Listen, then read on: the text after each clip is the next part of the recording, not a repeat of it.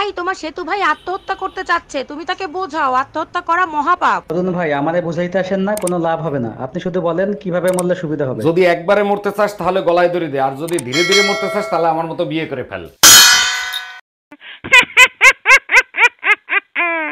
কি ব্যাপার, AC fan বন্ধ, কারেন্ট বিল দেখে ভয় পেয়ে গেছো নাকি? আরে না, কারেন্ট নাই। তোমার হাতে ওটা কি? আমার জন্য গিফট। এটা এটা তোমার জন্য গিফট, অনেক সুন্দর না? অনেক সুন্দর, কিন্তু ওটা তো ছেলেদের বেল্ট, আমার দরকার নাই। দরকার আছে, এতে কারেন্ট বিল কম ওঠে।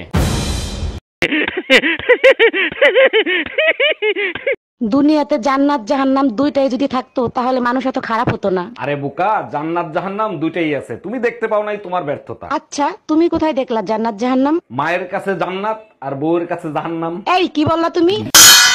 অরুণ ভাই, সত্যি করে বলেন তো, আপনি এত অল্প বয়সে বিয়ে করছিলেন কেন? ভাবি, দুনিয়াতে বাবা মার থেকে বড় কেউ নাই, তার জন্য। শুনে খুবই খুশি হইলাম আপনি আপনার বাবা মার জন্য বিয়ে করছেন। আরে ভাবি, বাবা মার জন্য না, নিজে বাবা হব তার জন্য।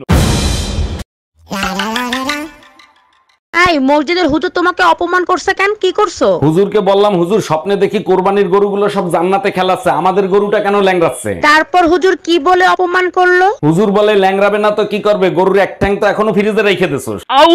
ভাবি, একটা কথা জিজ্ঞেস করবো, কিছু মনে করবেন না তো? মনে করার কি আছে, দেওয়াররা ভাবিকের কাছে সবকিছু জানতে পারে। আচ্ছা, আপনাদের তো নতুন বিয়ে হয়েছে তাই না? হ্যাঁ, বিয়ে হইছে 3 মাস হইলো। তা ভাই হানিমুনে কোথায় নিয়ে গেছিল? বেডরুমে। আরিফা, আরিফা, এই গরুর মতো চিল্লাচ্ছ কেন? এটা ভদ্রলোকের বাসা। তোমার ভাই রাসেলকে জিজ্ঞেস করো পাশের বাড়ির ভাবির বেডরুমে ওর চশমা কি করে। তার আগে তুমি বলো, ভাবির বেডরুমে তুমি কি করতে গেছিলা?